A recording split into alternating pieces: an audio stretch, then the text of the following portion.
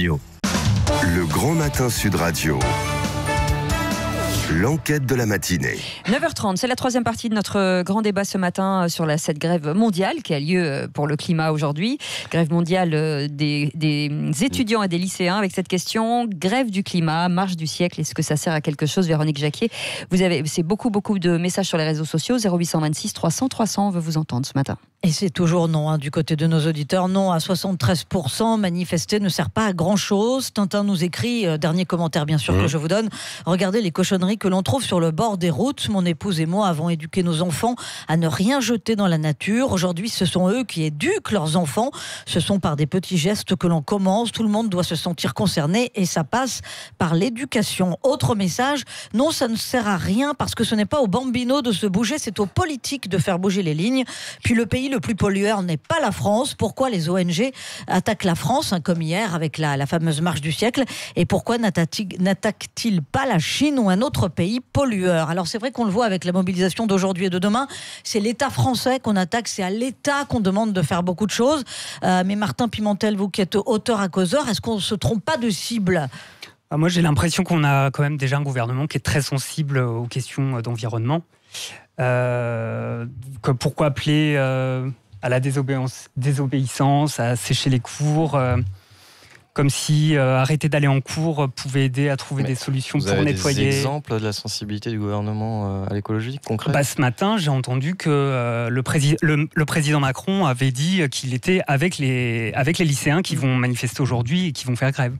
Donc Mais ça mange pas de pain, ça c'est. Oui, c'est peut-être facile. Donc pour vous, c'est paroles en l'air.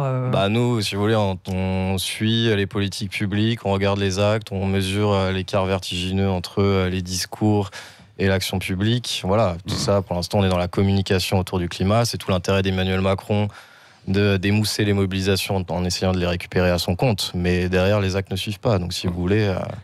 Voilà, et le ministre de l'Éducation, il invite aussi les lycéens à aller débattre de 16h à 18h. Vous pensez qu'il faut aller débattre ou vous pensez qu'il faut être dans la rue? On peut très bien débattre. Les solutions politiques, elles sont connues depuis des années. Donc on peut débattre et gagner du temps en débattant. Mais à un moment donné, il faut agir.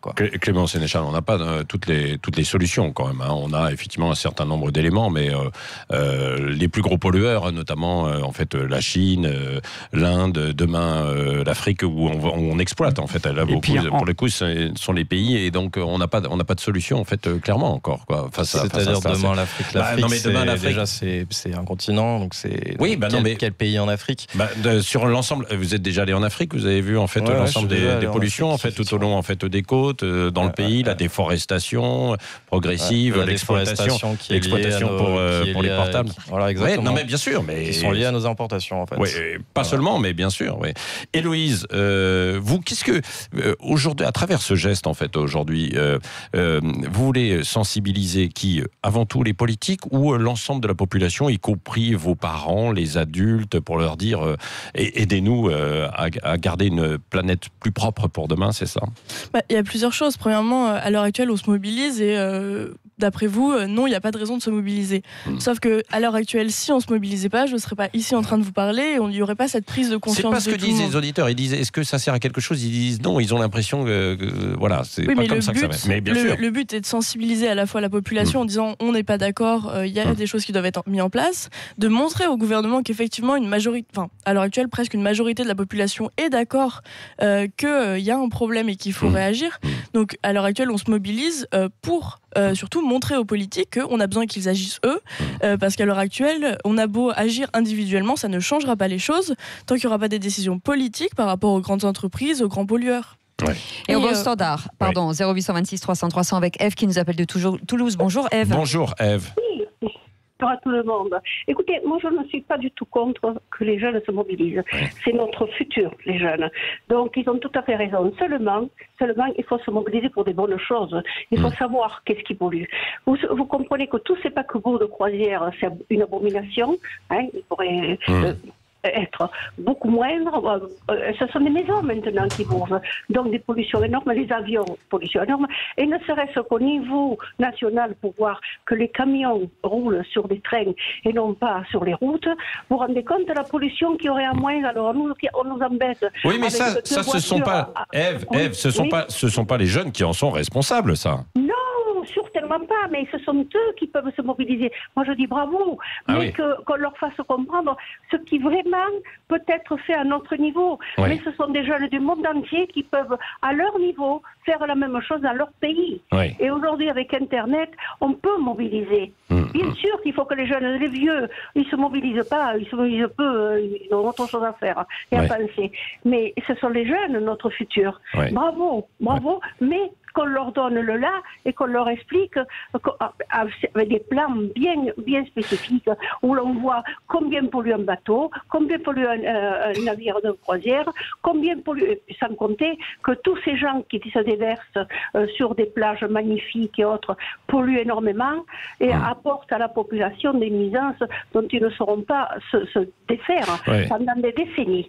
Alors oui, bravo pour les jeunes, mais soyez surtout conscients de ce qu'il faut toucher le plus. Oui, parce que vous avez l'impression que l'objectif en fait des jeunes n'est pas forcément le bon. En tout cas, ce qu'ils visent aujourd'hui, c'est ce que vous voulez dire ? Non, je dis que toute manifestation, toute mobilisation des jeunes est bonne. Ouais. Et la seule chose, c'est qu'il faut qu'ils aillent se renseigner pour avoir un meilleur, vous savez, cette histoire des gilets jaunes, pour avoir un meilleur rendu, il faut savoir de quoi on cause. Et toucher ce qui vraiment est important. C'est pas la peine de s'éparpiller, il y a des choses qui sont beaucoup plus importantes que d'autres, parce que ça pollue beaucoup plus que d'autres.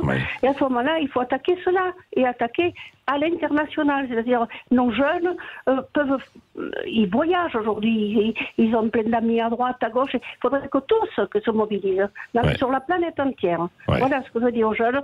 Bravo, continuez, mais faites renseignez-vous avant. Oui. Qu'est-ce que vous répondez merci Ève pour cet appel, et c'est un encouragement, Héloïse. Hein. Non mais je suis tout à fait d'accord, et ça montre bien... Oui, vous pouvez enlever le casque, c'est un peu d'où est venue déstabilisant. cette mobilisation est venue de l'appel de Greta Thunberg, qui a quand même fait un discours devant la COP24. Donc on voit que cette mobilisation n'est pas nationale. Et nous, on se bat pas juste pour dire à Emmanuel Macron que ça ne va pas ce qui est mis en place en France. Oui, mais est-ce que par rapport à cette mobilisation qui n'est pas que nationale, vous dites oui, sacrée victoire, parce qu'on se mobilise dans certains pays, ou on commence à se mobiliser dans certains pays où ce n'était pas évident en termes de conscience écologique? Est-ce que vous avez des exemples de ce côté-là? Par exemple, malheureusement, aujourd'hui, il ne va pas y avoir de grève des lycéens et des étudiants en Chine, ni en Inde. Pas en Chine, pas aux États-Unis, peu de mobilisation. C'est un très gros pollueur. Avec un président qui dénonce une fake news pour le réchauffement climatique. Après, et nous, nos lycéens vont manifester contre le combat, Macron. Il est là, c'est de gagner des manifestants et de la mobilisation dans certains pays, non? Oui, mais c'est quand même plus facile d'en avoir en Europe, où déjà il y a un minimum de reconnaissance auprès des États qu'il y a un problème, même s'il n'y a pas d'actions qui sont menées derrière. Et il y a quelque chose qui, en France et en Europe, est très important, c'est la place des médias, des réseaux sociaux dans cette mobilisation. Tout est venu d'appels sur les réseaux sociaux, de youtubeurs qui ont commencé à s'engager, et c'est comme ça qu'on arrive à toucher actuellement la jeunesse. Or, il y a certains pays comme la Chine où je ne pense pas qu'il y ait énormément de youtubeurs qui commencent à dénoncer les réchauffements climatiques et autres. Donc c'est surtout la place des acteurs, des youtubeurs, comme on peut le voir dans l'affaire du siècle, où c'est des personnalités qui se sont engagées. Et pour faire un parallèle, c'est un peu comme MeToo. C'est quand des personnalités commencent à dénoncer qu'il y a une véritable prise de conscience dans la population. Donc à l'heure actuelle, je pense qu'en Europe, c'est surtout dû à ça, cette prise de conscience chez les jeunes. Et effectivement, on aimerait que mondialement, il y ait des prises de décision qui soient, des prises de conscience qui aient lieu partout. Après, il y a des pays où c'est quand même plus simple, et c'est pas aux Africains, aux lycéens, si on peut, aux enfants africains, d'avoir des prises de conscience sur le réchauffement climatique, quand on voit que c'est les États-Unis, l'Europe, la Chine si par exemple Saint-Louis du Sénégal est directement menacé par la remontée des eaux à cause du réchauffement climatique. Oui, mais c'est nous qui en sommes responsables. Oui, c'est pas eux d'avoir ils interpellent d'ailleurs les pays européens. Donc il y a quand même aussi une conscience par rapport à ces sujets-là en Afrique. Oui, mais c'est pas à eux de réagir. Enfin, c'est nous qui sommes responsables. Tout le monde en doit partie. réagir, c'est ça Ah bah, le c'est une problème. mobilisation internationale. Non, mais même en Afrique, ça doit passer aussi par une maîtrise sans doute de la population, puisqu'on sait qu'on est trop nombreux sur cette planète et plus nous sommes nombreux, évidemment, plus il faut nourrir et puis il y a une activité humaine. Je pense que l'Afrique a d'autres problématiques à l'heure actuelle. Non, ça fait partie de cette ça passe problématique. surtout par une maîtrise de la consommation. Non, mais de la des pays consommation, mais développés. et pourquoi pas de la population? Clément Sénéchal. Ça a passe été dit, d'abord, ça a été dit par quelqu'un qui vous a précédé, Cochet, Yves Cochet, qui est un militant écolo, et il le dit en fait très clairement. Cette planète, elle ne sait pas où elle va aussi parce que évidemment, il n'y a aucune maîtrise de nos populations. Quoi. Évidemment, il y a une activité humaine et il y a une production beaucoup plus conséquente. Quoi. Et on a un auditeur, Claude, oui. qui nous appelle de l'Ariège. Bonjour Claude. Oui, bonjour. Bonjour, je vous appelle parce que, bien sûr, moi je trouve que c'est tout à fait sympathique que les jeunes soient complètement mobilisés, mais le problème c'est que aujourd'hui, les clés qu'on leur a données pour cette approche et cette mobilisation ne sont pas forcément les bonnes, parce que moi je regarde simplement le fond le plus commun de tous les gens qui sont aujourd'hui activistes sur cette mobilisation, c'est priorité à l'arrêt du nucléaire. Or, en fait, ils ont tous des tablettes qui consomment de l'électricité. Ils parlent de réseaux sociaux. Les réseaux sociaux, c'est un puits à consommation d'énergie considérable. Donc, le premier des comportements, c'est aussi de dire est-ce que d'abord, vous avez bien fait de rappeler que nous, on joue sur 1% du problème, et que le 1% du problème, eux-mêmes sont prêts à renoncer à tous les éléments qu'ils ont. Donc, il faut réfléchir autrement. Parce que excusez-moi, mais moi, en Ariège, je vois les petits maraîchers qui se battent pour faire du maraîchage bio. Là, je dis oui, mais arrêtez le lycée pour dire manifester pour le climat. Je crois qu'entre ceux qui se cassent le dos, les reins, les genoux pour faire des choses qui sont effectivement moins polluantes qu'avant, et puis ceux qui disent on fait un procès à l'État, on fait la grève du lycée, je trouve qu'il y a un écart d'échelle, et moi je crains qu'ils aient été instrumentalisés par une nouvelle religion qui est celle du climat et qui me paraît aujourd'hui quand même un peu plus controversée au fur et à mesure que la parole est donnée à ceux qui disent attendez, c'est pas... Parce que je viens d'entendre cette jeune femme dire, je crois que c'est une jeune femme dire, c'est tout ce qui va pas là-bas, c'est quand même nous qui sommes la cause. Aujourd'hui, c'est pas encore prouvé. C'est une grande... C'est vrai qu'on parlait de l'Afrique. On parlait de l'Afrique, donc oui. Oui, mais moi j'ai vu des émissions aussi sur la pollution des appareils électroniques, les téléphones, les iPhones qu'on change tous les ans, tous les 2 ans, et qui vont finir sur les poubelles du Ghana. Je veux dire, il faut commencer par ça. Donc avant de faire un procès à l'État, il faudrait peut-être déjà renouveler moins souvent les appareils de téléphone. C'est pas faux, il y a l'obsolescence programmée. Effectivement, il faut s'y atteler. C'est un vrai problème. Il y a un commentaire. Si on veut faire changer les États, les gouvernements, il faut attaquer les grandes sociétés. Boycott de Nutella, par exemple. Un boycott est la question de l'huile de palme et donc de la déforestation. Pas de chiffre d'affaires. Croyez-moi, vous allez voir, ils vont bouger. Idem pour les sociétés qui font des dégâts. C'est vrai que l'idée du boycott, pourquoi c'est pas porté par Greenpeace là sur ces questions-là ? Nous, on fait déjà campagne très durement contre les entreprises pour qu'elles changent leurs pratiques. On pense aussi que c'est à l'État de prendre le relais et c'est à l'État de réglementer et de mettre des normes pour éviter que les entreprises elles vendent des produits qui contribuent à la déforestation, qui importent de la déforestation. Donc il faut les imposer beaucoup plus, celles-ci, non ? Il faut les imposer, il faut réglementer.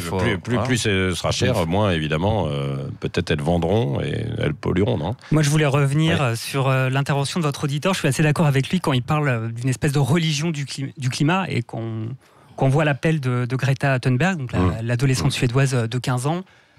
C'est quand même parfois un petit peu ridicule. Enfin, moi, je trouve que c'est un petit peu grotesque. Tu as parlé de la COP24 en Pologne, Héloïse, et c'est vrai qu'elle était écoutée, admirée, écoutée avec la plus grande déférence par tous les chefs d'État, et elle a dit c'est pas mon travail de dire ce qu'il faut faire, je suis une enfant, je veux que vous commenciez à paniquer, c'est pas du tout constructif. Oui, mais en fait, c'est un symbole. C'est un symbole, Clément Sénéchal, mot de la fin, Clément Sénéchal et Héloïse. On peut dénigrer Greta Thunberg. Il y avait pas tous les chefs d'État à la COP24, qui était grotesque, c'est surtout qu'il n'y avait pas Emmanuel Macron. Voilà, c'est vrai qu'il est champion du climat, mais il n'est pas à la COP24. Mais c'est vrai qu'il y avait les Gilets jaunes. Voilà. Oui, c'était en plein pendant les Gilets jaunes. Donc mais il aurait pu envoyer le Premier ministre, il n'était pas là non plus. Donc il y avait un segment de haut niveau, il n'y avait pas de représentation française. Héloïse, vous allez manifester donc tout à l'heure à Paris. Oui, pour mon avenir. Oui, pour votre avenir, voilà. Bon, À vous. merci Héloïse, donc Merci d'avoir représentante, participé. secrétaire générale de l'Union nationale lycéenne, et merci donc à Clément Sénéchal de Greenpeace et Martin Pimentel à Causeur. Et merci aux auditeurs de nous contre avoir la rappelé ce religion, matin. c'est quoi le titre? Contre la religion du climat, pour la raison, c'est Causeur, effectivement. Et on Valérie Expert. Bonjour, Oui. bonjour à toutes et à tous. On va continuer nous ce débat à 11h. Oui. On va s'intéresser au mouvement des lycéens justement qui font grève aujourd'hui. Vous mangez plus de Nutella, j'espère? Non.